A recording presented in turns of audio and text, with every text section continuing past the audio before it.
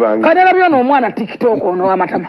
Oyagala kuwasa bokenyini go wasakalenzi. Toyina sente. Otansana kukulumira abala. Goma kibaito omufumbo gwe. Okwa commenting comment jowete kako sawa zino ku myaka jo. Goma mwena muli bato temumanyi weteka ko obuvunanyizibwa botamanyi kye mutegeeke mabolwa muyita. Kubanga kigambo laavu ekigwayo. Mumumanyi okwekomberera yeraavu.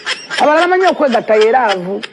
Ofaafagana n'ensi nawudde mbate kimanyi gundi yampadde no gundi yampadde bate gundi tanampa.